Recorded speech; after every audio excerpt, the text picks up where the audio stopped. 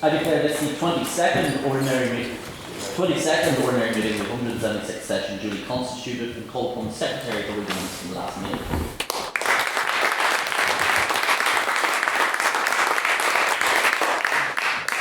I have to make an announcement that the tie that I'm wearing was gifted to me by President Emeritus Daniel Toff, HLM, who has brought it 8,000 miles the entire way from the Falkland Islands, as I'm not particularly prone to wearing ties with penguins on them, but today I've made an omission for only his compassion.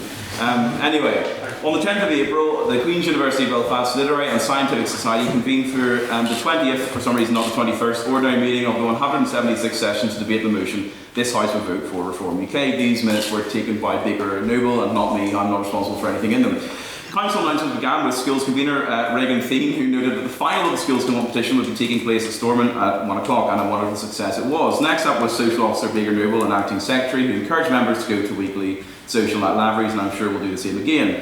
We then moved to private members' business. First up was Luke Collins, who raised the upcoming Beatles biopic and questioned whether it was being cast by Tumblr. I don't know what any of that means, but responses were heard from Ellen McMullen and Regan Thea, who just said, "You're incorrect." Hugh Child raised the issue of lowering the voting age to 16. Responses were heard from Jonathan Massey, sadly, Noah Rouse, Ryan Ho, HLM, and then we moved again to Hugh Child, who said, "France is disgusting," which I actually agree with. And all bad ideas are French after all.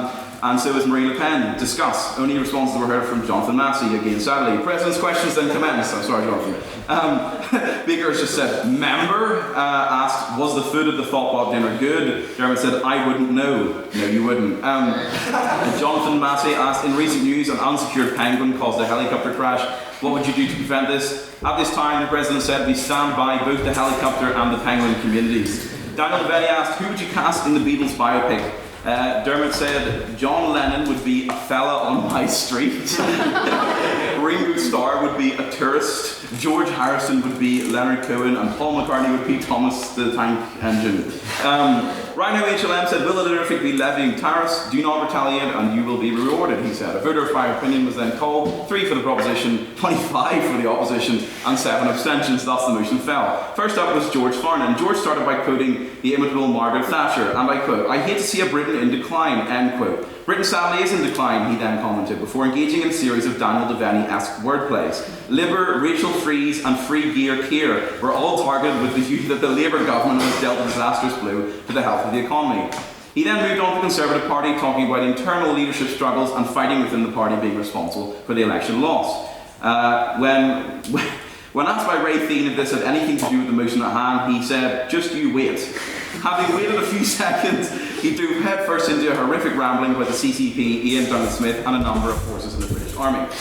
He was then scalded by the President. First up in the opposition was Hugh Child. Hugh began by philosophising with the question, what is reform? He likened it to the Brexit Party, originally a pressure party and only useful for one single issue. He then described how the ECHR leaving the ECHR is a catastrophic issue, and the bill doesn't actually ask a great deal of any of its signatories. Having attacked the party for long enough, Baker's words, not mine, Hugh.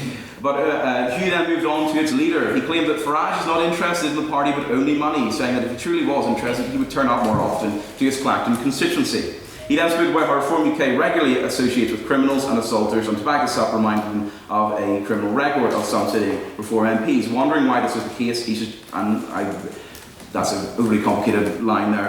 Second on the proposition was Jonathan Massey. Jonathan began by saying the presence of reform is not in itself an issue, but rather a wider issue in politics. He claimed that the only way to get rid of reform was by voting for them and talking to them, leaving members puzzled. They were also puzzled, I suppose, by his speech, not just him. Jonathan explained that by voting for reform, he would give them a platform they never expected and therefore force them to change. Jonathan said at the end of the day, reform won't ever win, but they might gain enough votes. You do realise what side you're on. He claimed that if there was an election tomorrow, nobody would win by a clear margin. This would then result in a hung parliament. Jonathan went on to lament the first past the post systems, and Baker wrote a lot of words there. Second on the opposition was Thea, who began by saying that reform is not a party for the government, but rather for the people. He claimed that Nigel Farage is more of a TV personality than a politician, and that his previous party, UKIP, was now insolvent. He questioned how Richard Tice could be a man for the working class, while also having been a major Tory donor.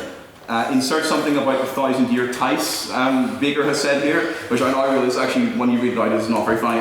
This was generally the end of the speech, as the remainder was simply saying that if you vote for reform, you're effectively voting for Labour. Very literalist, Baker, thank you. Third in the proposition was Jay Bassett, also known as my good friend Jay Basra.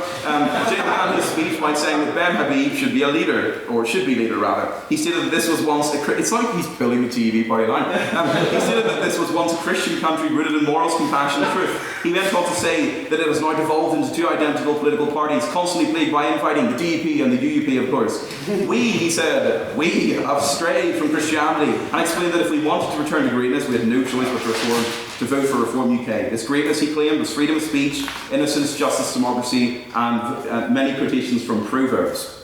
He then closed by saying, more Christianity, more God-fearing men. The secretary has put in brackets, the acting secretary would remind members that this did not work well for King Philip II of Spain. Third on the opposition was Noah Rouse. Noah began by saying that people will vote with their purse, and for that reason they would vote for the party which will make or save them the most money. So Noah, you will never get a single vote. He then called Reform UK whatever B-Tech means, I presume it's a reference to an Ulstershire, Liz Truss. Noah believes that the goal should be to tackle big banks, as most of their new revenue comes from slashing net zero targets. He then claimed, however, that inadequate education is the problem, and with the quote, they just don't teach it in school anymore. He then engaged himself in a rant about Croydon, Florence Nightingale, and other historical dribble, which put to sleep. Having said Croydon 15 times, he recited the Green Party's manifesto and then moved back to the debate at hand, talking about how the BBC is biased to Reform UK and how this is a major problem. We then moved to questions. Questions were heard from Henry O'Riordan, and responses were received from Jay Bassett, also known as my good friend Jay Basra, and Hugh on the opposition. Questions were raised by member, whoever you are, thank you. Responses were heard from Noah Rouse, Jonathan Massey, and then one final question from member again. The answers were from George Farnett and Noah Rouse. There were 7 votes for the proposition, 17 for the opposition, and 7 for the abstention. And you think my minutes are long, try these. Can I take the minutes as read? Aye.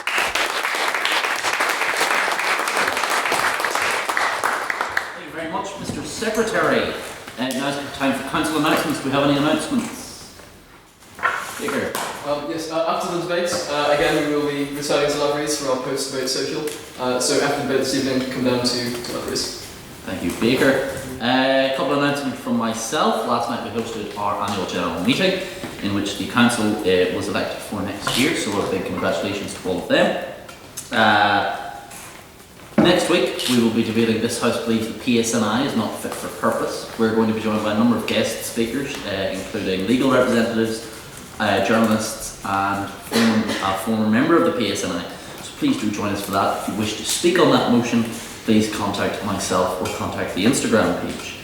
I believe that is all the announcements. Now it's time for private members' business. So this is your opportunity to raise anything you've seen in the news, anything you'd like to house opinions on. So do we have any piece of private members' business? Huge job for the minutes. Liz Truss has a new job, and it is a consultant for the Reform Party. And I don't know about anyone else, but I've signed a petition to rename the Reform Party to Slug and Lettuce. Anyone else on this?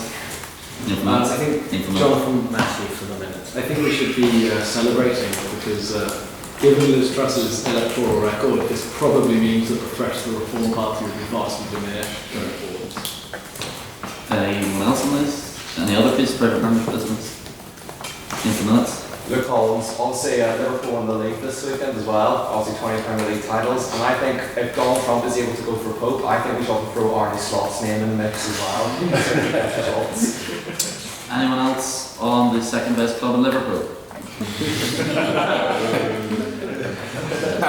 Just something about Liverpool. Anything else? Not a day for that. I'd like to make a correction. I think this solidifies Liverpool as the biggest club in England.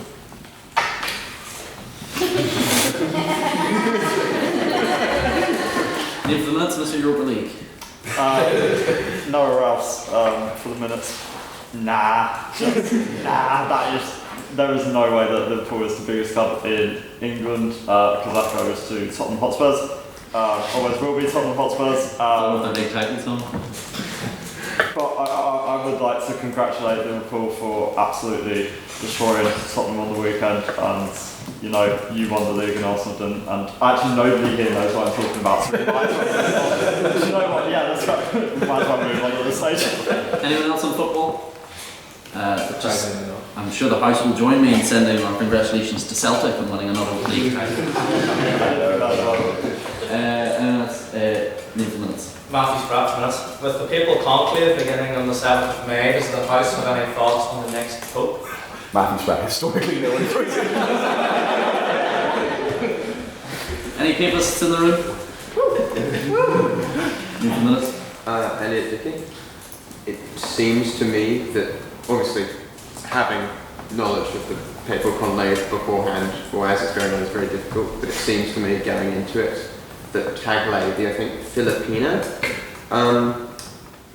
cardinal seems to be a really strong contender.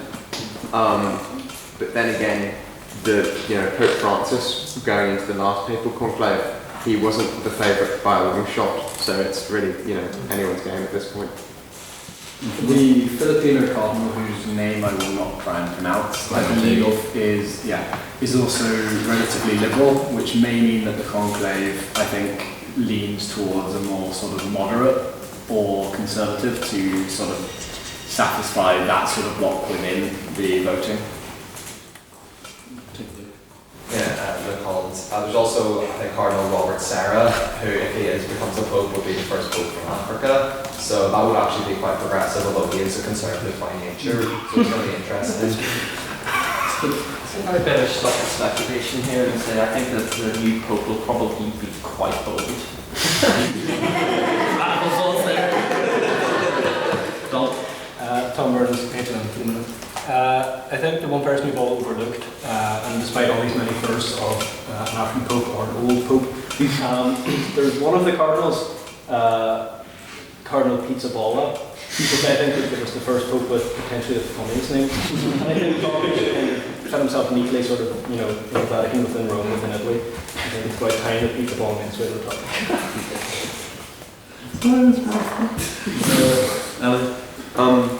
I think it'll be an interesting conclave because the Pizzaballa is Italian, which has been an interesting dynamic recently because there hasn't been an Italian pope in quite a long while, if I remember correctly. Pope Francis, during his tenure, nominated mostly cardinals from kind of underrepresented areas as most of his nominations. And I think some majority of the current cardinals were picked by Pope Francis. So a lot of the current favourites for Pope are cardinals in third world areas who typically in previous papal elections wouldn't have really been strong candidates, that I think is interesting. Anyone else on the conclave? Just want to ask one quick question. Perhaps this is a president's question, can we save for later? But you're a Catholic who's going to go to the job next week. Do you have anything you want to say?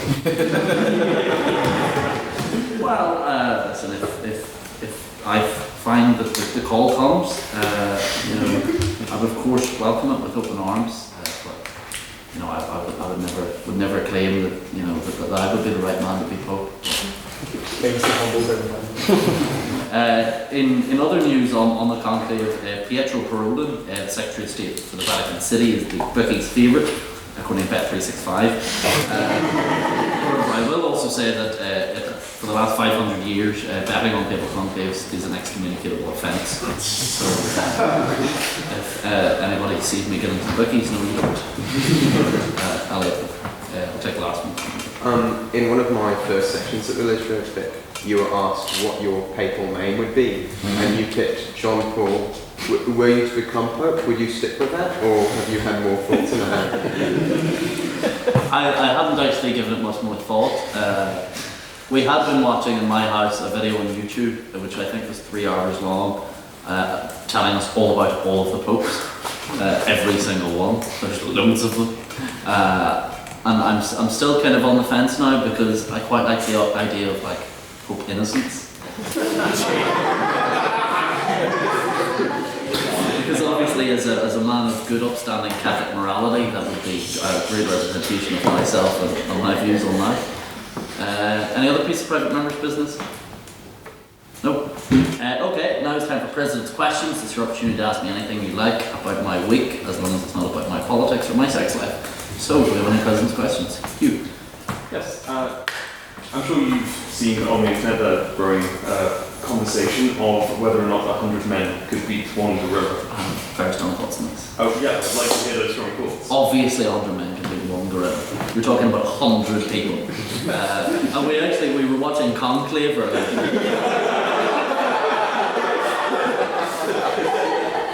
Well, no, my flatmate decided on Friday that he would pay to rent Conclave on Amazon Prime, and then 2 days later they put it up for free on Amazon Prime.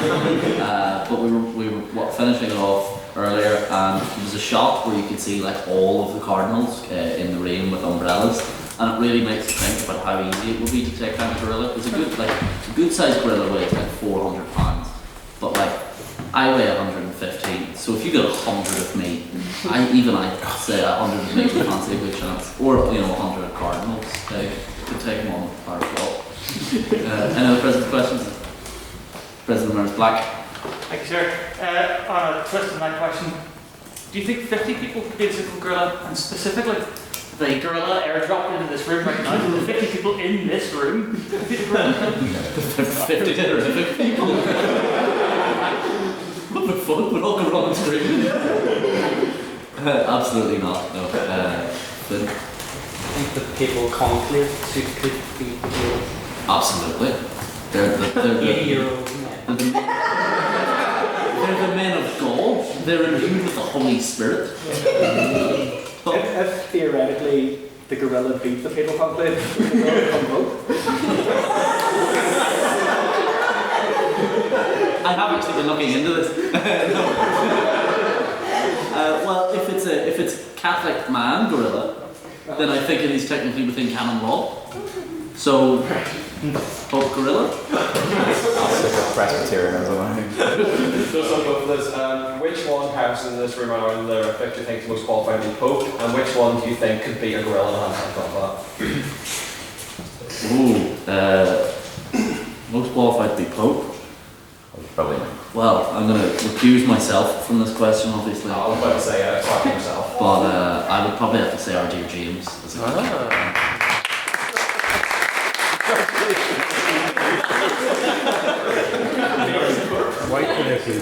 And similarly, James is from Derry, so I'd say he could take the gorilla too. With the white smoke up the Any other questions? Mr. President, how many puns do you think the President should commit today? Ideally none. That won't be my problem in a week's time. So, President Emeritus, talk. Mr. President, this is his first debate and he's here with us tonight. Can you tell me what your favourite Matthew Shanks tweet is? Oh, there's some good ones. let's get the Twitter up now.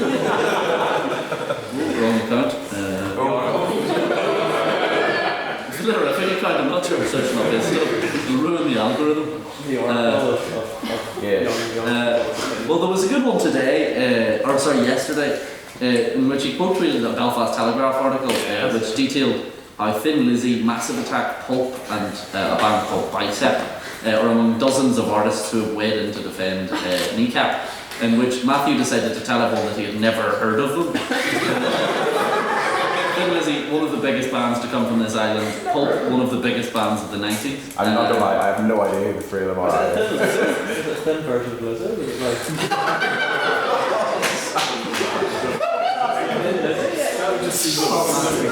I think there was an excellent one yesterday though. Is this the moment that Naomi Long thinks of her departure as leader of the Alliance Party?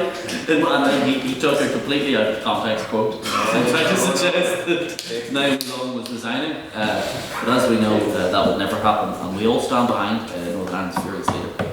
Jonathan? On the 6th of March, Matthew Shanks, as part of a tweet, said, "This nonsense is not welcome in Dunmurry." What nonsense would the President welcome in Dunmurry? Well, personally, I like to spend my Sundays going down to Dunmurry with plenty of pro-Palestine stickers and sticks. and then letting Matthew come behind and take him down from it. If the papal conclave takes too long, often they'll withhold food and water from the cardinals. I think at one point the roof was removed. Do you think that if the papal conclave takes too long, we could release a gorilla to encourage faster voting? It may encourage faster voting for Pope Gorilla. What did the President have for breakfast this morning? I actually had a good breakfast today. I had a breakfast pack that myself and my friend Owen made, and we've been doing that every day the last couple of while. That's why I look so strong and big. What colour do you think the smoke coming out of the chimney of the Sistine Chapel would be if the papal conclave decided to burn the gorilla? If they burnt the gorilla? I presume this is after the papal conclave has used the spirit of God to take down the gorilla. Well, it depends. Have they elected the new pope yet? That's simply, those are the important questions.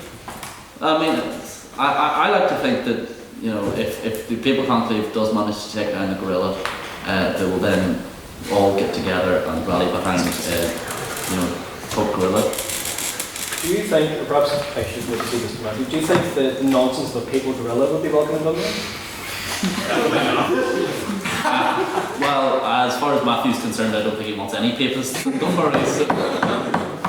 No.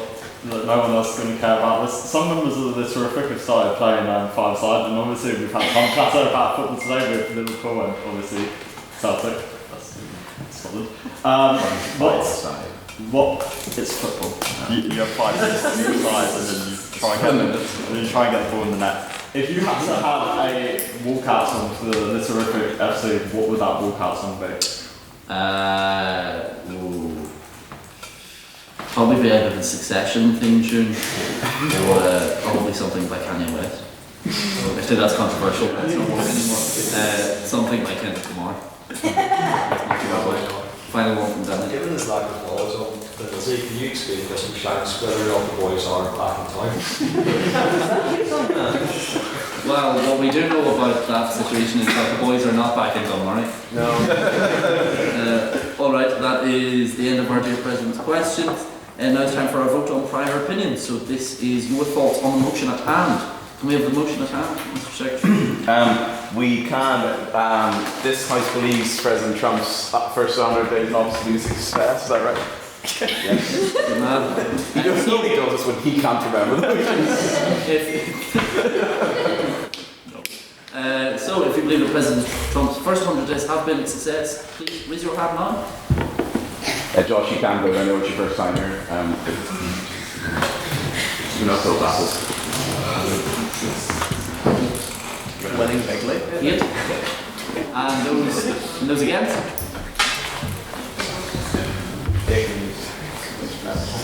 You can say that. Yeah, you can say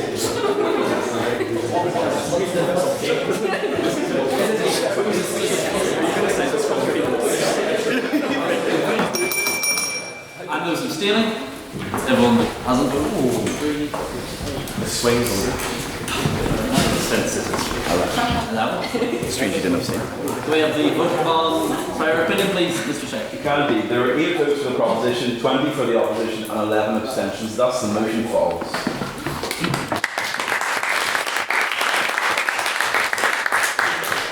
I'm not really sure why we applaud there. Nobody did anything. I found it. So, quick run through the rules. Speeches are 7 minutes long, first and last minute protected time. That means we cannot offer any POIs during that first and last minute. That will be signified by the sound of the bell. To offer a point of information, raise your hand, say on that point of information POI, do not say point of interest. And that is your opportunity, if the speaker accepts, to offer a 10 to 15 second intervention. Please leave time between POIs whether accepted or denied. No swearing. Any swearing will result in a fine of a bottle of port. At present, both Jonathan and Doronja and George Farnan owe the half bottles of port, which I will be sending Vice President-elect Thea for. Is that it? Oh yes, if you need to leave the room at any time, do so between speeches, please, and do so quietly. Remember the noise carries from outside, and we want to hear these 8 lovely speakers. Now, up first for the proposition is Jonathan Massey.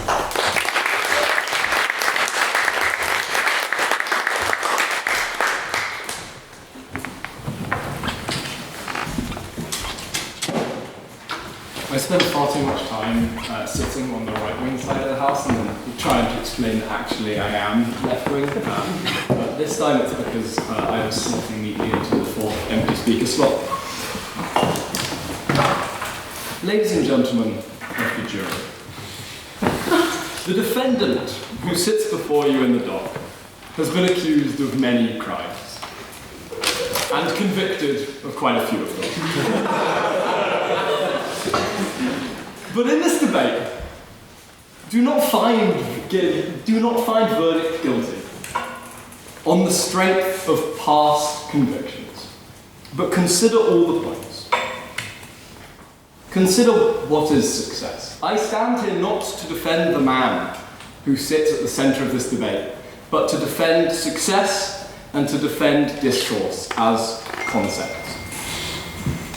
What is success? Success is, by definition, the accomplishment of an aim or a purpose. Success isn't the good outcome of something. Though that definition appears in some dictionaries, it appears with the useful note archaic. It's not a definition we use anymore. It's a definition the opposition here may try and sell you on, but it's not relevant. What's relevant is the accomplishment of an aim or a purpose. And that gets to the heart of the debate. What is the aim? What is the purpose of political office? The problem here is, in this debate, opposition will make it so that our side can never win. The House has already made up its mind.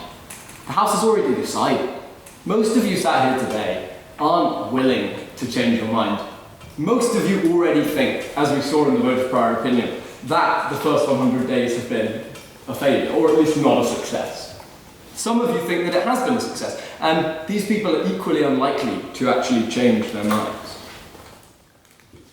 Discourse has died on this issue. Does success look like keeping the promises you made when you ran for elected office? Does success look like doing what you said you would in a representative democracy where people choose you on what you say you will do? Or is success measured through other variables, the GDP, the HDI? Is success measured in the numbers and the figures that we get from our economists? Opposition will tell you it's whichever one harms our case more, because that is their job, and that is what they're here to do. And this is the problem with success. Quite honestly, the problem here is, when we look at a politician who breaks their promises, we criticise them. We say, this man has run for office and this man is not keeping his promises. We look at the decisions made by the Labour government in the opening sort of months of their term, and we say that they have failed to keep their promises. They have failed to do everything they said they would, despite a changing geopolitical landscape, despite changing tides. They've changed their policies, and that's seen as failure. But in this debate, opposition will throw headlines at us. Opposition won't engage with Trump's policies. Opposition won't go, here are the policies that Trump has failed on, and they won't talk about the policies Trump succeeded at. Because let us remember, whilst we are in a time of turmoil, we're in a time of turmoil that we could and should have predicted. Trump's not done anything radical that he didn't say he was going to do before the election. He said he would bring tariffs against Canada, Mexico and China on day one. And it took him 100 days, it took him 90 days, but he set about that aim on day one. Trump said he would rename the Gulf of Mexico to the Gulf of America, and he set about that aim. We can debate whether these aims were good or bad, but that isn't the point of this debate. The point of this debate is, has Trump been successful in accomplishing his aim and purpose? And his aim and purpose, for all intents, is to do what he said he would, is to run on the platform he ran on. Because his responsibility, under the aggregative system of democracy which America functions, his responsibility is not to do what is best for the people, it is to do what he said he would do. There are two forms of democracy. Well, there are many more than two, but within this sphere there are two distinct forms, aggregative and deliberative. In a deliberative democracy, the voices of the people is what matters. What the people want, what the people think is best is what matters. Look at Switzerland, where referendums are held 6 times a year or more. People are always at the polls voting on different national agendas. Look at, for instance, the Netherlands, where consensus democracy rules, where the opinions of the people are informed by a countrywide proportional elective system, and their opinions matter within the governments of the state. That's not how America or the UK run. The America and UK of today are aggregative systems. What matters in political office is the election. That is the one key touch point at which the voters express what they want. This is not a system built on deliberation. This is not a system built on the opinions of the people. This is a system built on promising to do something and then letting the people choose it based on those promises. If Trump had done better than he is doing now in terms of the economy, but had done so by violating the promises he made to the voters, opposition would say he was a failure. They would say he was failing at his job because he was not doing what he promised to do. And therein lies the issue. That is why, according to opposition, our side can never win. Because Trump does the things he promised to do. And we shouldn't be surprised by that fact. On that point? No, it is not predicted time. Use some influence. I would have taken it, but like according to the timer I have here, we're protected time. So,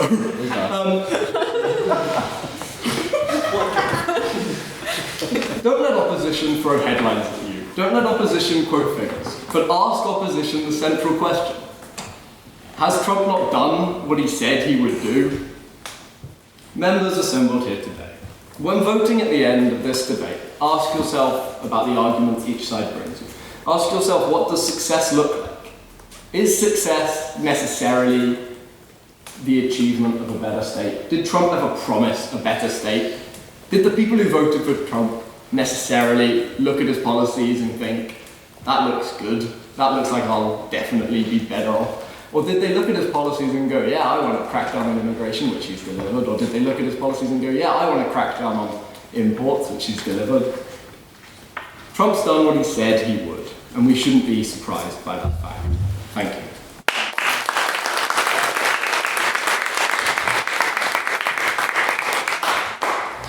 Thank you, Jonathan, for that fine speech. Now, open to the opposition, Hugh.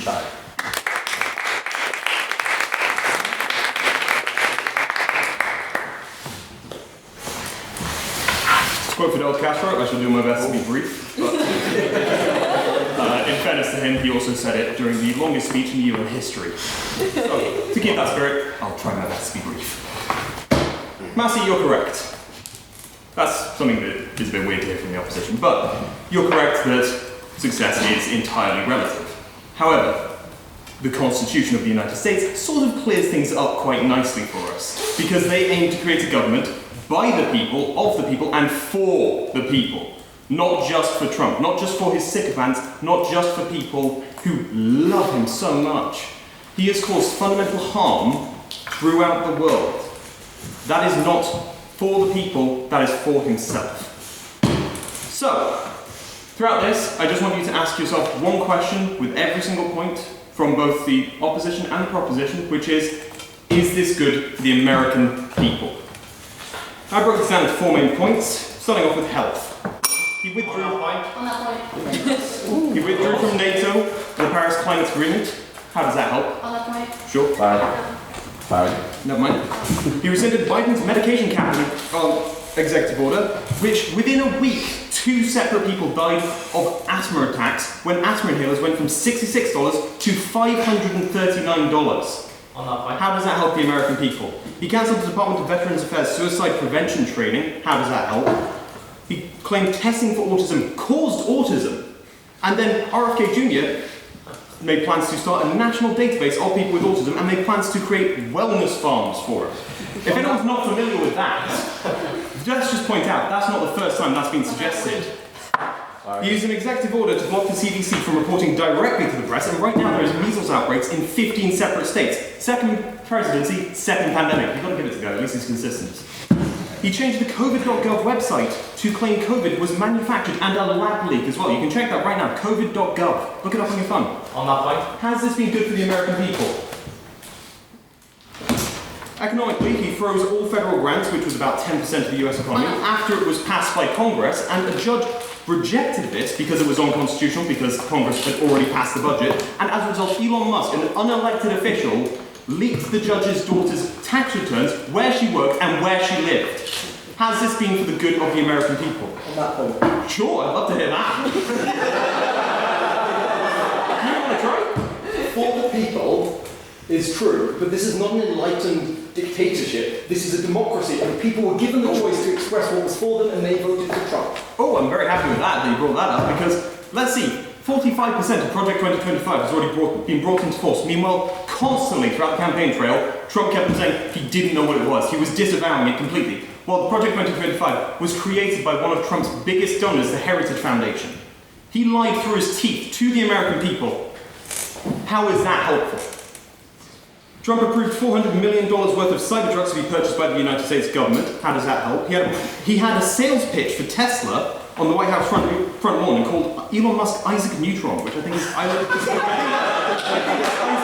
and Jimmy Neutron, just sort of, I don't know. Doge has been an utter train wreck as well. Trump swore in front of a federal judge that Doge was not headed by Elon Musk, and then said in the State of the Union that Musk was the head of Doge. One of those is perjury. I'll let you decide which.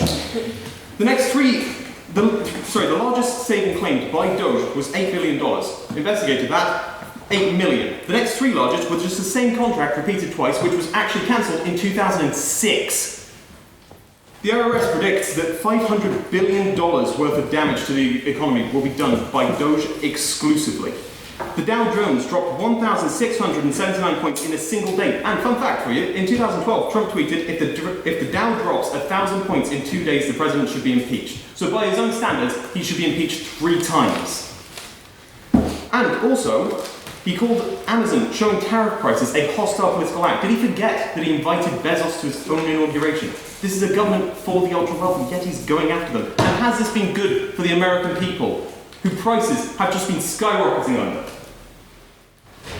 When it comes to foreign policy, he repeatedly threatened NATO allies, Canada and Denmark. He threatened Panama over signs being in Mandarin. He asked Zelensky to be nicer to Putin, called Zelensky a dictator, and then later said, "Did I call Zelensky a dictator? I can't believe I did that." And then, later, called Zelensky a dictator again. This man flip-flops more often than Keir Starmer. He got the Cybersecurity and Infrastructure Agency to freeze all election security work. You know, the thing that detects whenever elections are hacked, whenever people actively have their security information stolen. Just get rid of that, why not? Elon Musk retweeted a post saying the Nazis didn't kill millions, and then spoke at an AfD rally telling Germans they need to let go of their historical guilt. Trump suggested joining the Commonwealth, losing the American War of Independence 249 years after it ended. He placed tariffs on penguin-inhabited islands. My apologies to your tie. J.D. Vance killed the Pope, allegedly. And then Trump said he should be the next Pope. Is this good for the American people? No. And in politics, constitutionally, what on earth is going on? He fired all inspectors general who audit the government and replaced them with Doge. Doge is, by the way, 12 unqualified, untested, 19 to 25-year-olds, all appointed by a billionaire man-child. He blamed multiple plane crashes, on DEI and not him gutting the Aviation Safety Committee and the Air Traffic Control. He renamed the Gulf of Mexico to the Gulf of America. No. Don't have a clue there. He revoked $80 million from FEMA, signed an executive order to shut down the Department of Education because apparently America needs fewer educated people. He used the presidential limo on the Daytona 500 track at taxpayer expense, spends $3.4 million on golf every time he goes. By the way, that's been 25% of his presidency so far. He removed pictures of the Enola Gay, first black pilots, first women in the workforce from government websites during a DEI purge. He claimed he invaded Los Angeles. He invoked the Alien Enemies Act to imprison people without due process, which is a constitutional violation of rights. The Fifth Amendment promises you a right to due process as a US citizen. How are you meant to prove you're a US citizen without due process? Beats me. There is physically no way they can just grab you and put you in a van. Hegseth leaked 2 separate confidential military plans on Signal. Can anyone explain why he's still employed, and yet the Secretary of State, he's just resigned? An immigration judge was arrested without a warrant nor proof of crime by ICE Trump also pardoned Michelle Fior, who used money for a veterans memorial on Botox, and several toddlers who are all US citizens have all been sent to Honduras without due process after ICE raided, and I'm not joking here, a cancer ward. Has this been good for the American people? Can this ever be seen as good for the American people? And here's a quote from Donald Trump just to round it all off. Well, they did sign up for it actually, and this is what I campaigned on. He campaigned for lies, he campaigned for harm and damage. And you can claim this is what the American people want. But I think this is a man who is driven on divide and hatred and nothing else. Thank you.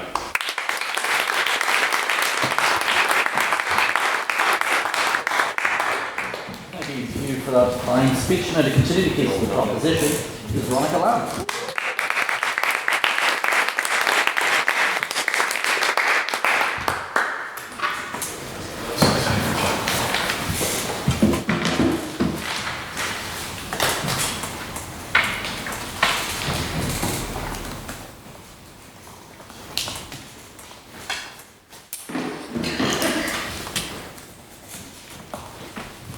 Good evening, members. I just want to say they're eating the dogs. The people that came in, they're eating the cats. They're eating the pets of the people that live here. That was just one soundbite from Trump's campaign promise. He promised to crack down on immigration, and what is he doing? He's doing that right now. You're talking about, oh, ICE has been doing this, ICE has been doing that. But this is what Trump campaigned on. He campaigned on deporting illegal immigrants back to where they're coming from. And today, as you continue to go on your whole morality high and you judge Americans, 180 million Americans who voted for President Trump again, and as somebody who is probably the only American speaking here tonight, and unfortunately defending him. But I don't get more onto immigration. I'm actually going to talk about how Trump really did say, well, they did sign up for it actually, and this is what we wanted, this is what we voted on, and I am going to talk about reining in Democrat funding because we're spending way too much. The dismantling of the USAID, we were projected to spend $58.4 billion to countries that don't care about us. On that point. No. We dismantled the USAID, a foreign aid industry and bureaucracy that aren't aligned with our values anymore, American interests, and a lot of times we're sending money to countries who hate us. Why would we continue to do that? Why would we continue to give our support to nations who put out propaganda and have anti-American ideology? This past year alone, before Trump came into office, the US government dispersed $71.9 billion in foreign aid, according to the foreignassistance.gov. I just think that's just a little bit too much money. We have issues that American people need to deal with, and that with that, Americans said, and they voted, they didn't want foreign funding anymore. So, that's what Trump gave. And then next, he kept talking about DEI hires. Oh, my favorite topic as an Asian woman from the South.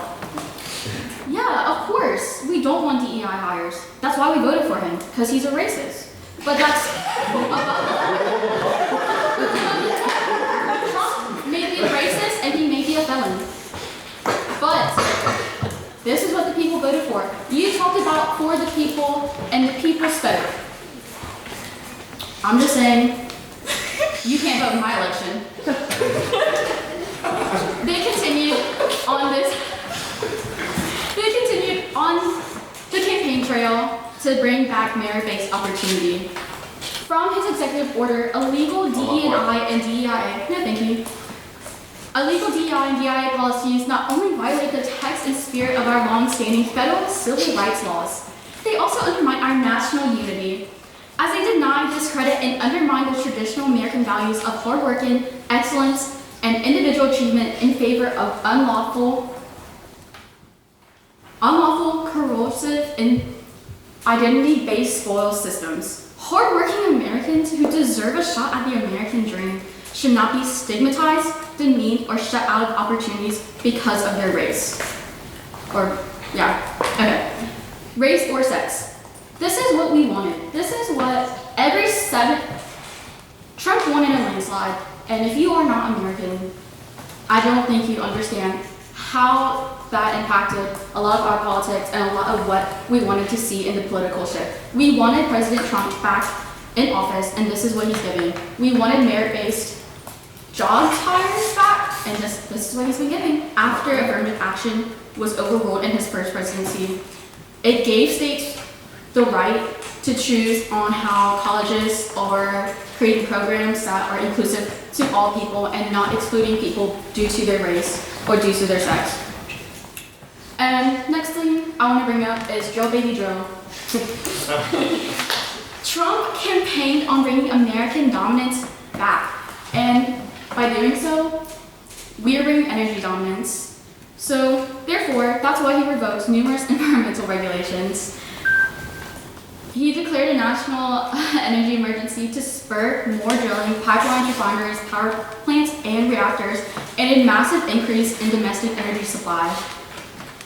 He withdrew from the Paris Agreement. Why are we letting Europeans dictate what we want to do and what we can do? Sorry, no. Like I said, if I'm going to talk about America and I'm going to talk about Trump, I'm not going to hear from a European. We also, of course, declared a national energy emergency. I'm sorry, okay.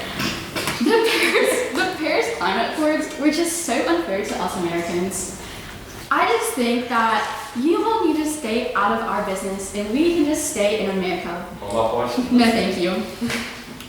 With that, he's expanding our national forests to be cut down for timber. We need more wood, so do you all. So why can't we just continue to cut down these forests? Who cares? Anyways, back to the whole point. Trump has been successful. The opposition brings up morality. He brings up the fact that, oh, Trump's a felon, Trump's this, Trump's that. But Trump has been implementing everything he campaigned on. That is why so many Americans, people are scared to voice who they voted for, and they are scared to voice that because of people here who do not bring discourse anymore, who have judged us on a lot of things. But Trump will make America great again. And on that note, God bless y'all.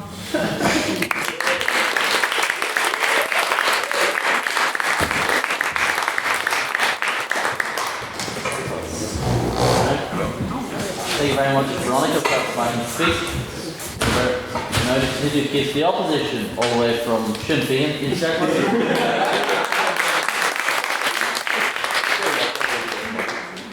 First of all, thank you to everyone here this evening, to the audience, to the proposition and to the opposition. It's always an honour and have the privilege to speak here in the debate this evening. We're told by the proposition that President Trump's first 100 days back in office has been a success. That is, if your definition of success is alienating your closest allies, sending the global economy into free fall, and handing off opportunities that China and Russia, that Vladimir Putin and Xi Jinping could have never dreamed of. Trump's foreign policy was supposed to be one of America first, but so far all it has been is America alone. One of America's strengths is that it has allies and influence all over the world, from Canada to Europe to Asia. But so far, this administration has made a mission of burning down every bridge the United States has built over the last 100 years. Trump's foreign policy has not made America or the West any stronger. It has only enabled Chinese influence and increased European levels of anxiety to levels not seen for a generation. Let's take Ukraine, for example. The war he said he would end in day one. There is still no end in sight. Bullying President Vladimir Zelensky in the White House, the world to see, with J.D. Vance and Donald Trump acting more like school bullies than leaders of the free world. That is no way to conduct foreign policy, and is no way to treat a state that is fighting for its survival against Russian aggression. Then Trump and his unconditional and continued support for Israel and Benjamin Netanyahu, a man who warrant for his arrest for being charged with war crimes and crimes against humanity. Someone who is committing a genocide in Gaza is getting a free pass from the President of the United States. He is being actively encouraged to commit this genocide. I don't consider being supportive of a state actively committing a genocide a success. But let's move on to something that should actually be quite boring, something that no one should have any interest in. international economic policy. The Trump tariffs. Genuinely one of the worst policy decisions I think anyone could have ever possibly imagined. 20% tariffs on Europe, 25% tariffs on Canada, 24% on Japan, 10% on everyone else, including the United Kingdom, their closest ally, a country that has stood by them in their most controversial and difficult moment, being punished. For what reason? Go ahead. The UK has said 10% tariffs towards the US as a standard policy for a number of years, so they're not really just giving what you got. No, and also, whenever the UK was part of the European Union, it applied those tariffs. But the United States is a much larger economy and should be trying to support its allies and grow its influence across the world. Sending away the United Kingdom, a country which does have a special relationship with the US, it's in no one's interest, not in the US or the United Kingdom's.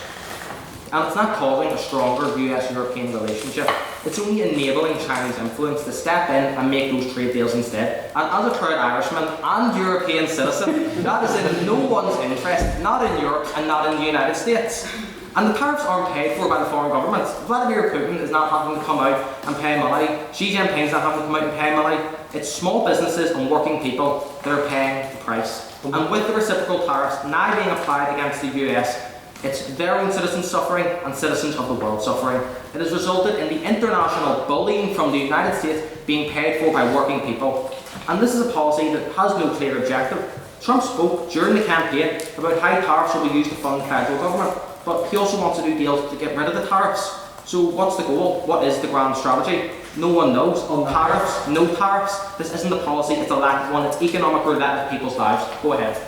Yeah, but what's happening here is tariffs are funding the US government unless viable alternative policies are being put in place by other governments. The government is giving Trump more than he had in the beginning to remove these tariffs. That's a win for America by all objective standards. So your argument makes no sense. But the argument you were making was Trump done what he promised. Trump said he would go in and put those tariffs in, but now he's saying he's going to remove them to a trade deal. So what is it? Tariffs or no tariffs? No one knows.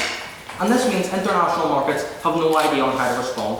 Why would a company set up a factory in the United States if the tariffs will be gone next week, next month, next year? Who knows? Or they'll just wait for a Democrat to finally return to the White House to restore some sanity, stability and common sense politics. These tariffs are direct blows to the American economy itself. Self-inflicted wounds. Small businesses, innovators are affected the most. It's large companies who survive this. So while the bills of working people and small businesses are going up across the globe, it is the largest corporations who survive this. He told the American people he would make America rich, but he's decided to pivot on that policy and make America poor. But let's not forget as well, he's done all this through executive action. There's no one else to blame. There is no scapegoat. There is no excuses. He alone is responsible for all this chaos.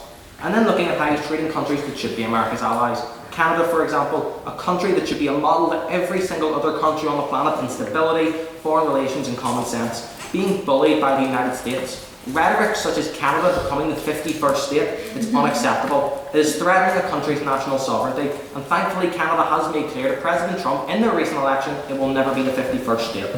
And then looking over to Greenland, he is threatening military force, saying he will never take military force off the table in regards to another country's sovereign territory. And this isn't some dystopian dictatorship that you hear about on the news, you only hear terrible things about. This is a European democracy, under threat by an increasingly imperialist and colonial United States. This is not acceptable. There is no grounds on which peaceful countries can be threatened by the United States. Colonialism can never be justified.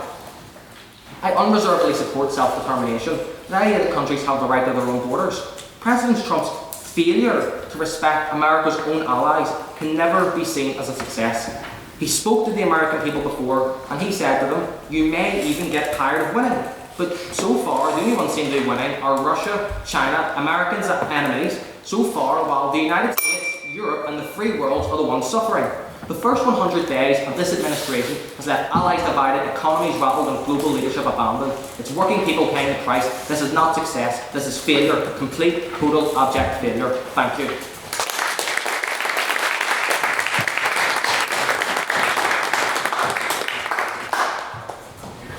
Thank you very much, Jack, for that fine speech. Apologies for absent. Up next, for the proposition, is Liam Harte.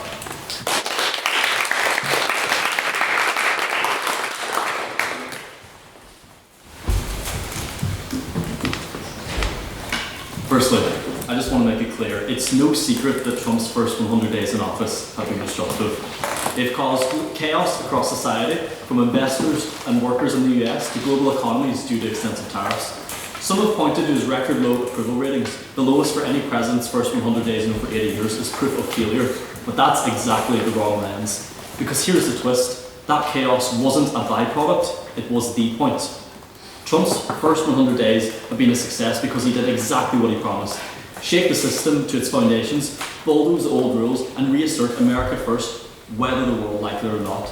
And if no one could stop him in just 100 days, imagine the possibilities over the next 1,361, assuming he doesn't take a third term. And this is crucial. The motion today doesn't ask if Trump's success has been good for democracy, or good for the world, or even good for America itself. It simply asks, have these 100 days been a success? And because the question is left wide open, in this debate I will explore two lenses. Firstly, Trump's own ambitions, as mentioned by my fellow speakers, but secondly, the wider world's unexpected rise in response to his tactics and how America's isolationism is setting up the rest of the world for success. First, Trump's personal success. He didn't return to unify, he returned to conquer. In just 100 days, Trump reignited a brutal trade war with China, slapping a staggering 145% tariff on key imports, fired inspectors general from across government departments gutting oversight, launched the Department of Government Efficiency under Elon Musk, firing thousands of federal workers, quietly floated constitutional loopholes that could allow him to serve beyond the 3-term limit. This is not democracy as we knew it. This is democracy bent to his will. Was it good for the American people? No. But by Trump's own ruthless standards, consolidating power, erasing resistance and laying groundwork for potential long-term rule, these 100 days have been an unqualified success. But now, let's widen the lens. Because the harder Trump has smashed the system, the stronger the world has become in response. Take Europe.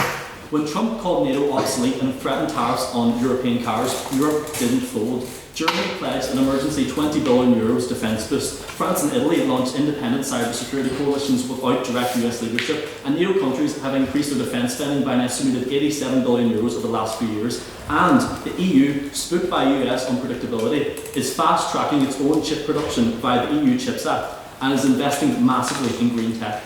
The result? Reduced reliance on both the US and China and stronger homegrown industry. Even more striking, in March, the leaders of Germany, France, Italy and Canada met in Brussels without the United States to pledge a new era of democratic defence. And after this meeting, Canada pledged a 7% budget defence increase over the next 2 years.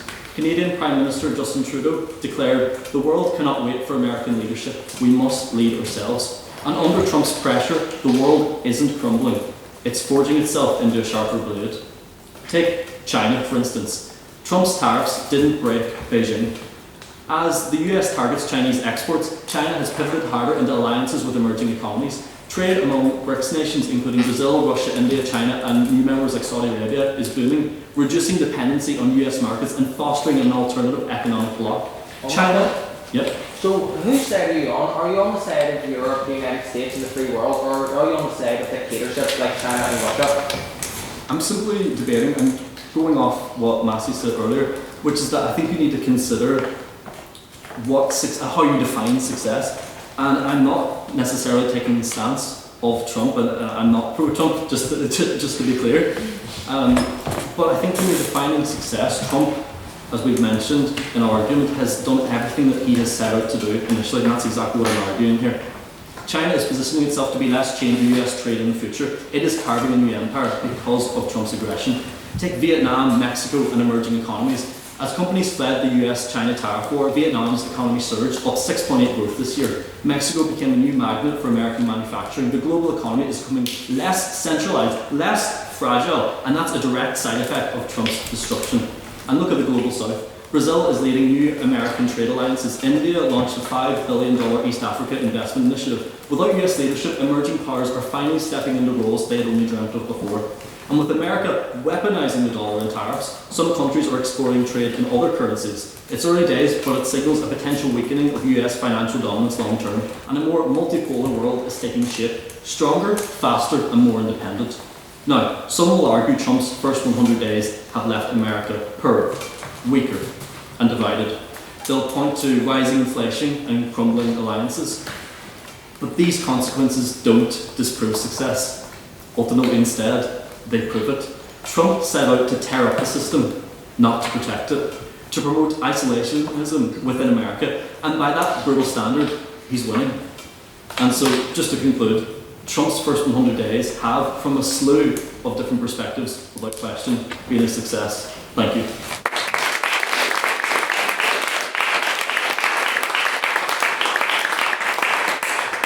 Thank you very much, Ian, for that fine speech. Now joining us all the way from the Queen's University Law Society is Thea Karkera.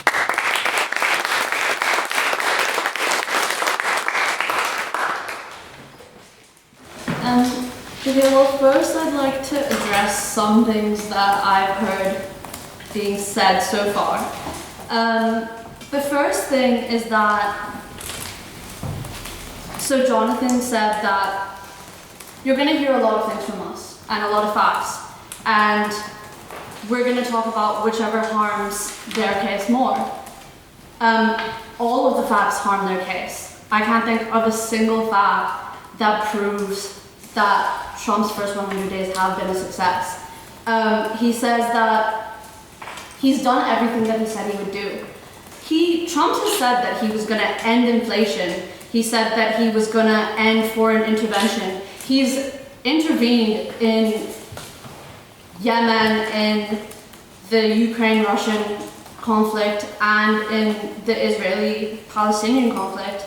And despite saying that he would resolve all of those conflicts, he hasn't ended a single war. He said he would save costs, he said he would cut taxes, he said that he wouldn't deport legal immigrants. He's done all of those things. Secondly is Trump supposedly promised that, he never promised that he was gonna make America a better state. I'm not sure if you remember, but his slogan is actually "Make America Great Again." So I think that underlines his entire campaign. It's all fun and games to joke about Trump's success, but this is a really dire situation, and a democracy is at jeopardy here. The proposition has tried to make you believe that Trump's first 100 days have been a success by playing to sentiments and weaving a false narrative. But you can't measure success on sentiments and false claims. You measure success based on the facts. And here are the facts for you. Trump has signed 5 bills into law and 142 executive orders in his first 100 days.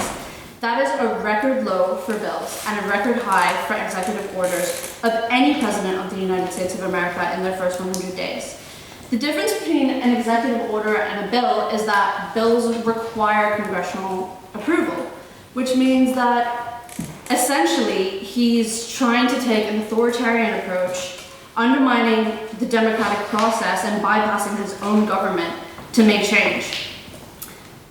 Funnily enough, he's received over 200 lawsuits against him. That's more than 2 lawsuits a day. In one of his first orders, he pardoned over 1,500 of the January 6th rioters, many of whom already had convictions, making a mockery of due process, which is protected by the Fifth Amendment. And that can be compared to how he made a mockery of due process with his 88 criminal charges. On that point? No, thank you.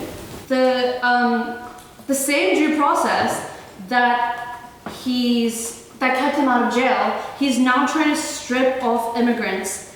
And the 250 people that he sent to El Salvador, despite an order from a district judge to turn the plane around, and 75% of those deported having no criminal record at all whatsoever. The legislation he's using for this, by the way, is from 1798 and is only supposed to be invoked in times of war and national emergency. On that point? No. He's also deporting US citizens, legal US citizens, and he's trying to end birthright citizenship, which is also protected in the Constitution. He's threatening the rule of law. He's deported over 150,000 people. ICE arrests have increased 627% compared to Biden's government. No, thank you. But none of these policies are regenerative, nor are they reformative. Veronica said that he's done what he said he was going to do. He never said he wasn't going to do it with due process. Due process is the underlying factor of a democratic state. On that point. No.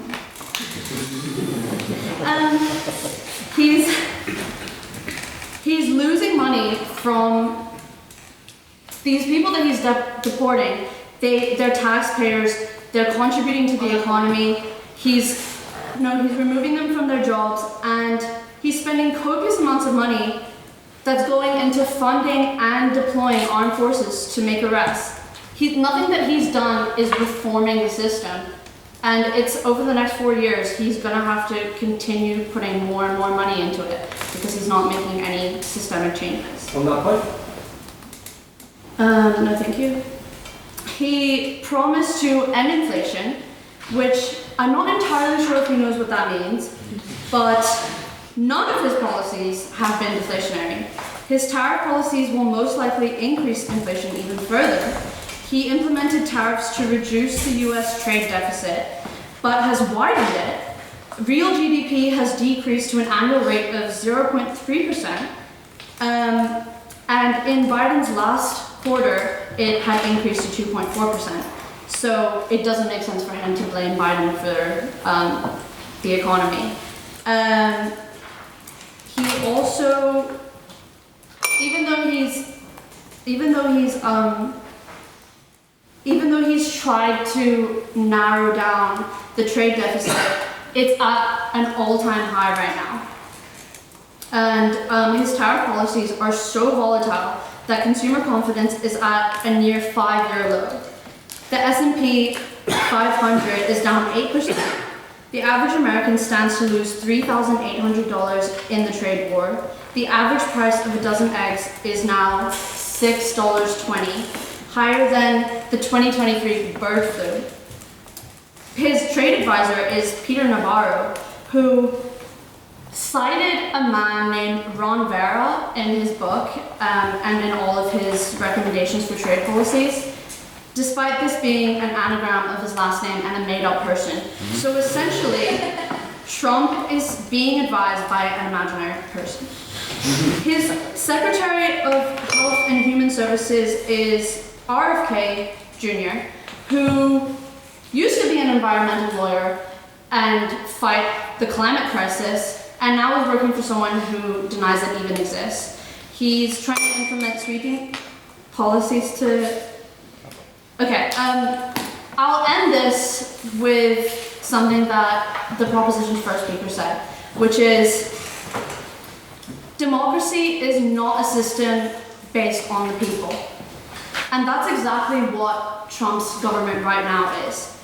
He has ruined his country's economy, he's ruined its political reputation and its integrity, and the only thing that he has successfully done is begin the formation of a fascist government.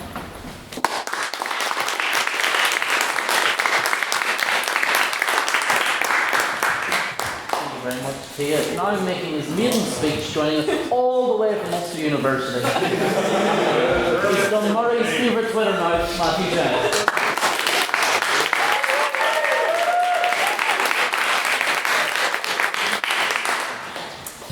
It's brilliant to be here from Ulster University. It's a stupendous institution with the great Dr. Stephen Farry. Our academic prowess can't be questioned, but ladies and gentlemen, thank you for having me here. Let me first start with a quote. There seems to be an awful lot of quotes in the speeches that people are giving tonight. Never stop fighting for what you believe in and the people you care about.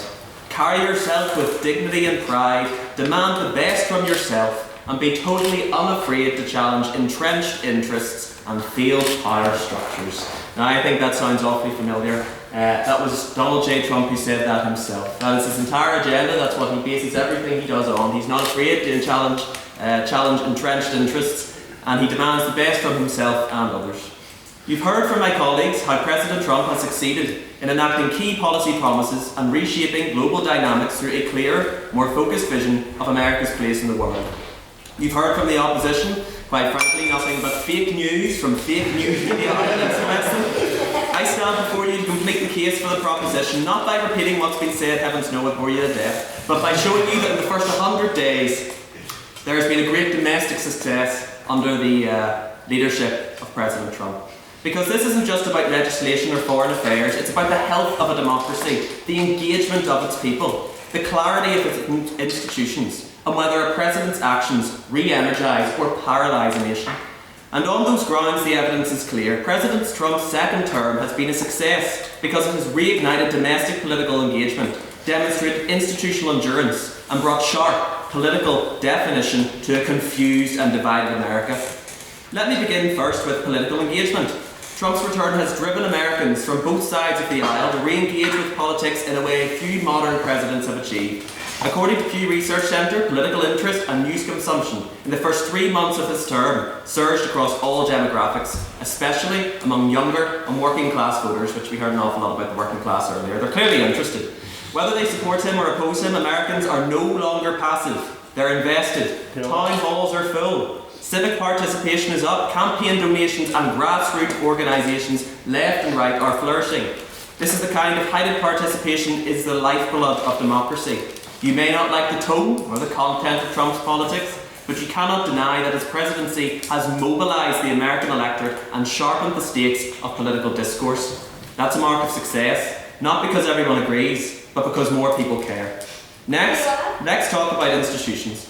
One of the most common critiques of Donald Trump is that he is threatening democratic norms or undermining institutions, and yet here we are, 100 days in, and the system hasn't collapsed. It's working. Why? Because the very pressures Trump puts on institutions reveal their resilience. The Supreme Court has reasserted its independence, Congress has checked and challenged the executive, even among Republican members. State governors have continued to set their own course on issues like education, environmental regulation and healthcare. What we're seeing is not the erosion of American democracy, but its testing, and its success in withstanding those tests. Go ahead. You talked about the checks and balances, specifically the Supreme Court. The Supreme Court said that the Trump administration has to facilitate the return of Veronica Garcia for El Salvador, and Trump said he could call a phone and do it immediately. Developing situation, we'll have to wait and see. Yes, you don't measure peace solely by peace and, or you don't measure success, solely by peace and calm. Sometimes you measure it by durability in a crisis, and so far, those checks and balances are holding firm. If anything, Trump's presidency has forced American institutions to prove their strength, to reassert themselves and to function under real pressure. That is a form of national success. Third, I'll have to be quick now, let's consider the deeper political culture. In his first 100 days, Trump has brought a degree of clarity and ideological coherence, it's one way of putting it, to American politics that has been absent for a few years. He is not a conventional conservative nor a traditional populist. He is an amalgam of both, and his presidency is forcing political actors and voters to reevaluate their positions.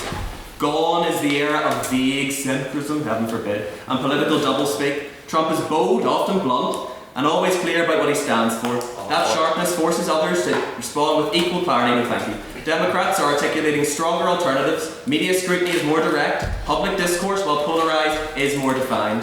Clarity isn't always comfortable. No thank you. But it is necessary. America is now a nation more aware of what its leaders stand for, what its institutions protect, and what its people will accept. That level of ideological focus is a political success in and of itself. Now let me address what the opposition have claimed, bless them. Again, they will argue that Trump has been divisive, that he damages America's international standing, that his policies are controversial, and even dangerous, I think some of them said. But division, controversy, and international scepticism are not the proof of failure. They are the proof of impact. The opposite of success is not controversy, it's irrelevance. And no one can claim that Trump has been irrelevant. They may claim that some of his policies face legal challenges or backlash, but that's democracy working, not failing. And the fact that these battles are playing out within constitutional bounds, courts ruling issues, Congress negotiating policy, is further evidence that the system is holding. And they might say, but look at the protests, look how unhappy people are in the media. Yes, look at them. See how alive civil society is. See how democracy is being exercised in the streets, in the press, and at the ballot box. If anything, Trump has reinvigorated the civic spirit of the American people. That is the result few politicians can claim. So let's return to the motion. This House believes that the first 100 days of Trump's second term have been a success. We've shown you how he's delivered on promises, reshaped international dynamics, and through my case, how he has catalysed engagement and clarified the American political landscape. And I'll finish, I'm reminded of a quote from FDR, the 32nd President of the United States, quite probably different in ideology from Trump himself, but he said, "This country, and unless I mistake its temper, demands bold and persistent experimentation. It is common sense to take a method and try it. If it fails, admit it frankly and try another. But above all else, try something. Success does not require unanimity. It requires effectiveness, impact and direction. And in his first 100 days, Trump has delivered all three. That is why I urge you to support the motion tonight. Thank you very much."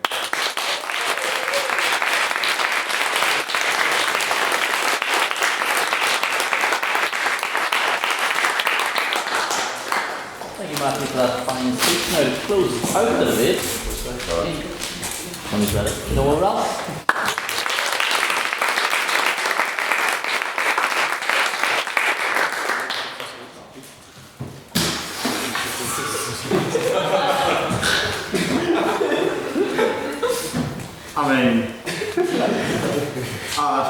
I mean, some of the things that's been said about Donald Trump today has been absolutely astonishing, and, you know, I mean, he has been a failure. He's always been a failure. His businesses have been a failure.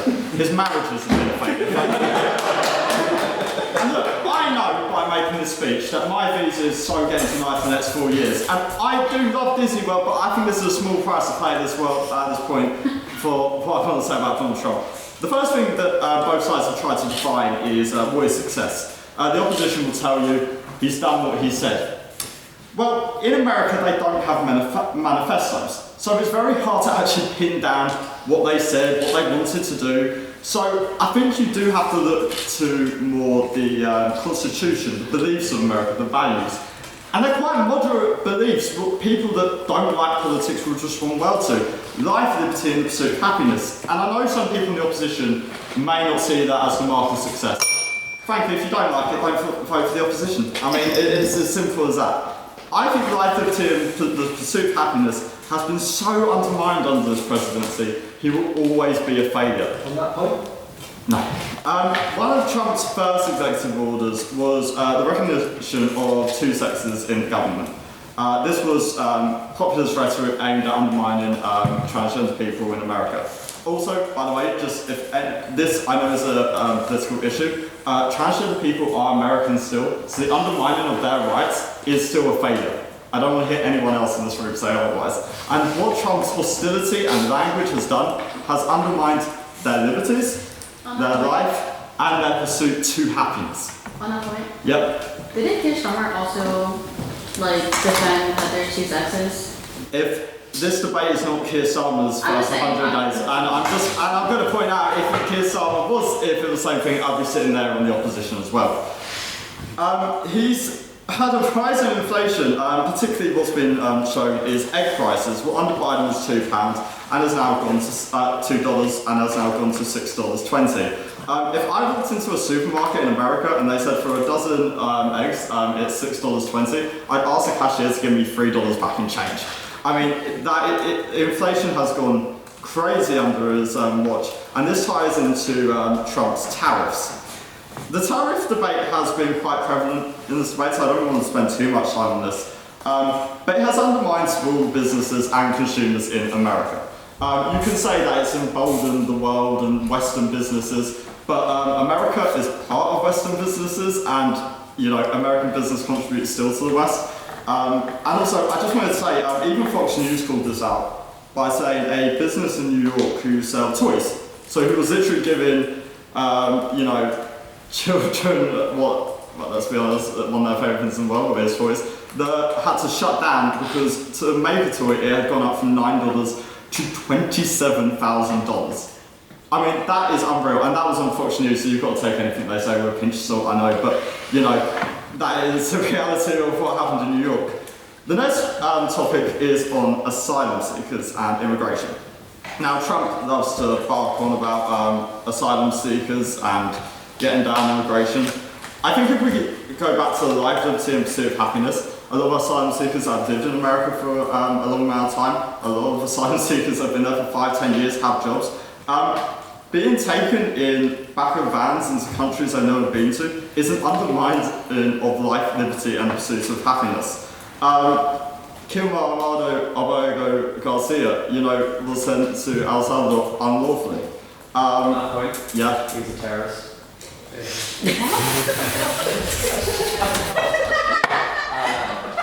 I'm just going to pause there and say that we need to be very careful that we don't say anything that's possibly libelous. Sorry for interrupting.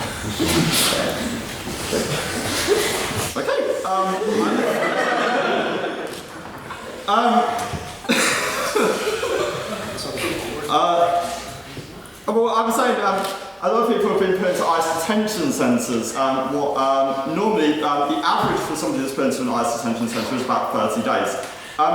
Think about this on the people that, and 95% of people actually get let out of ICE detention centres. Think about what effect that has on their life. A lot of these people get fired. The standards in these ICE detention centres that are run by private companies are horrible. In 30 days, can I just finish mine and get yours?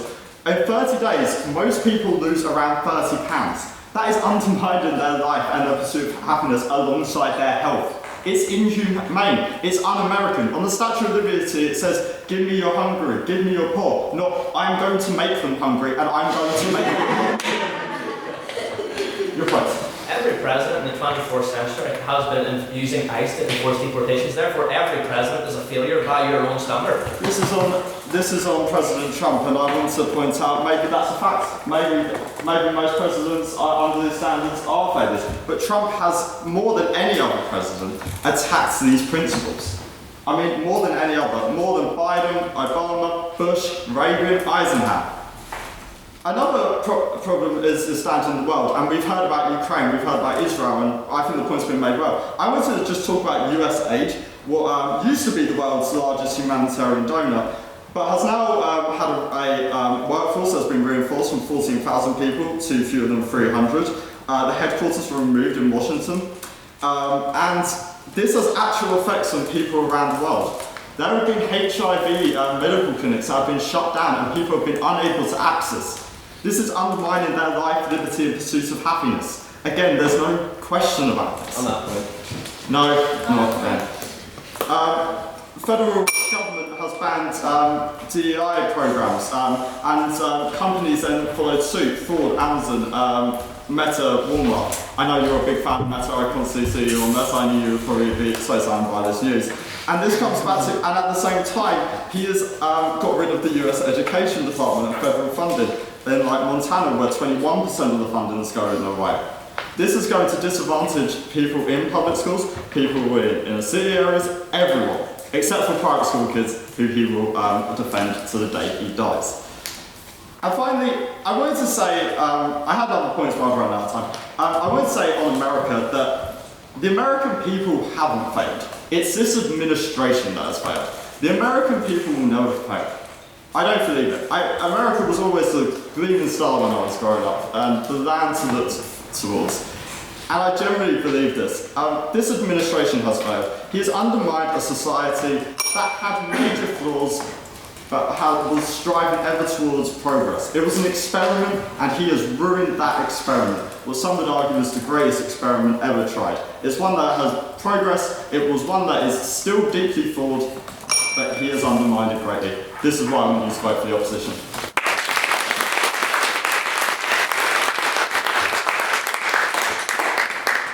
Thank you very much, Noel, for that fine speech. Now it's time for questions. Do we have any questions for the proposition? First is Alex. So many of the speakers on the proposition talked about how Trump fulfilled his campaign promises, which makes him a success even if it's not been good for the American people. However, he's made a lot of promises, and some of them were that the economy and the stock market would be stronger than ever, and inflation down. How would you evaluate his success or failure to meet these promises? I think when looking at these promises, you have to look at sort of what we've got and what we've been promised. So It is true that he has promised the stock market will rise, that inflation will go down, and he's met the inflation going downward. Inflation has, month on month, been decreasing. It's not decreased by much, but it was at a 3% level when he came into office. So that's actually relatively reasonable. The egg price thing was because of bird flu, not inflation. Again, the opposition the opposition misused headlines to paint a worse picture than reality shows. In terms of the stock market, yes, the stock market has experienced a drastic drop, but that drop has not been sustained. It is now increasing again. If you look at latest S&P 500 figures, these levels are now recovering, and when viewed as a long-term policy, it's reasonable to suggest that this is indicative of future success rather than a long-term, sustained period of depression in the stocks. That sounds like something straight out of the Liz Trust playbook. Oh, don't worry, you can only stop for a second, and we'll get right back up in a second. Donald Trump's economic policy is to not have one. It's 1 minute Paris, 1 minute not to have one. 1 minute it's going to be long-term pain, 1 minute America's doing too much winning. Frankly, he doesn't have a coherent economic policy, and it's working people who are paying the price. Question for the opposition? So Hugh, you touched on obviously the actions of XF with the signal group chats. I just want to know, what does the opposition think? Should Trump be given a large amount of blame for the actions of his administration, just say Marco Rubio was to negotiate Ukraine, RFK wanted to round up autistic people into Nazi concentration camps, and J.D. Vance killing the Pope and just being an all-round, I'm not saying because I don't want to buy down any for it. When it comes to your cabinet as a political leader, the thing is, it is chosen by the political leader. They do personally choose those people. They do personally decide this is who I want running my country, this is who I want running these sectors. So when he said he wanted Pete Hegseth to go on Fox News before he got hired by Trump as his Secretary of Defense, he said that is the guy who I think would be best suited, would be most qualified, would be the best at maintaining US defense. When he hired the brainworm controlling RFK Jr., he went, that is the guy I believe, the guy who doesn't believe the vaccines work. I think that guy will be making America healthy again. And you can chalk it down to maybe he picked it for political reasons. I mean, obviously was the big competitor against Trump, maybe if you're trying to split it. But the thing is, Trump is responsible for the people he hires. Like, you don't hear, say, a manager of a coffee shop blaming his employees. Actually, but you don't see whenever a business fails, say Financial Times blaming all the employees at the bottom of an Amazon warehouse somewhere in you see the blame usually attributed to the board of directors who have made those decisions. And whether you like it or not, the people who run the show are the people who are responsible. Opposition. Well, to an extent you can possibly blame Donald Trump, but at the same time, Pete Hegseth is his own person, and yes, the signal has been handled, and it may happen again, it may not, but things like that happen in other governments, and if the criticism is just the US, that's it. Do we have an abstaining question? So question put fairly to both sides. Martin? Yeah, a simple question to both sides. Did you consider judging the positive or negative impact of this 100 days over the next 100 years? Because you've all focused on the immediate future. And I think the bigger impact of Trump's chaos and complete confusion will be to unite Europe, to limit China, to improve the chance of climate change and increase democratic cohesion. So we may have done the world a big favour. I mean, so you're asking what if we think that he'll have a longer term impact, a positive or negative impact? Well, all politics is long term. Yes. Well, I think that's the argument that I would put forward, in that the opposition is very much.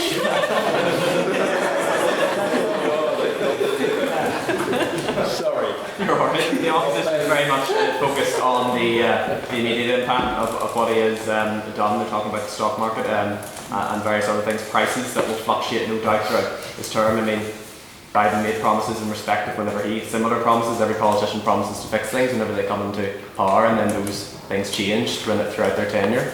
I think the focus on his immediate impact is probably mistaken, and the headlines surrounding Trump in respect of the prices increase and whatnot. His longer term impact will be positive, and that's part of his overall plan, I think, is to reshape America's role in the world. People may not like it fundamentally, you may have an issue with it, that's what the American people voted for. You may think it's more convenient for America to align with your world outlook and how your country's interests are, but if the American people fundamentally voted for that change, then they're entitled to it. It's not for other countries to dictate America should be doing this is America's role, this is what it's always traditionally been. It's up to the American people to decide to go with their country. It's not for us to say, well sorry, you've been doing things this way for so many years, you have to continue doing it that way. If they want to take a change of course, then that's up to themselves. And if Trump wants to change America's course long term, well, he's been given a mandate to do that, and he'll have to execute that in the way he sees fit. Work. I actually think Donald Trump gets too much credit on this, that he's unified the West and he's unified against global climate change, world economy, world manufacturing.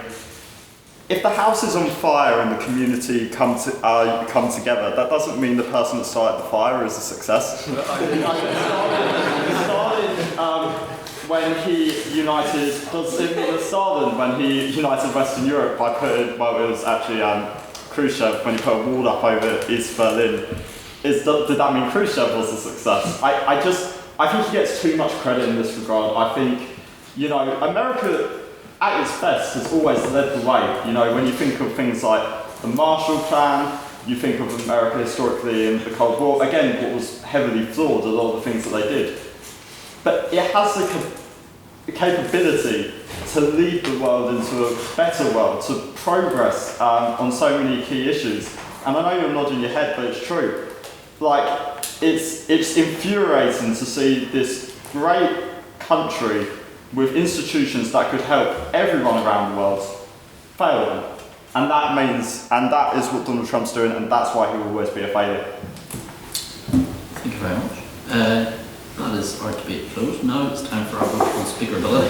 This is not which side you agree with, which side you have spoken best, articulated the best arguments, and taken the best. So, if you'd like to vote for the proposition, please raise your hands now.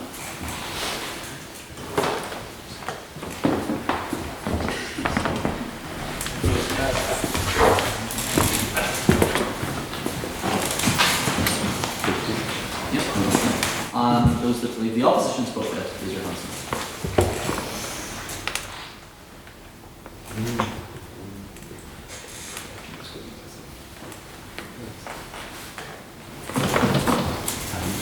Thank you.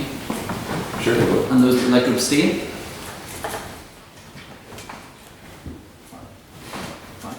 Can we have the vote on speakerability, please, Mr. Ship?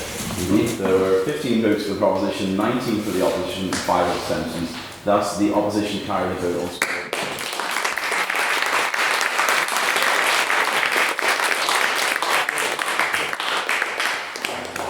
Thank you very much.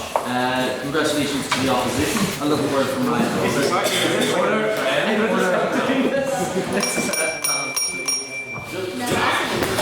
Just to make a quick announcement about it, like what was mentioned earlier, we've got the Literific Alumni Reunion coming up, and I think there's been a bit of confusion about whether ordinary members, current members are allowed to attend. You are. It's next Saturday, the 10th of May. It's £35. You can come along and meet some of our esteemed alumni. We've got alumni coming from all the way back from the 1960s, all the way to the present day.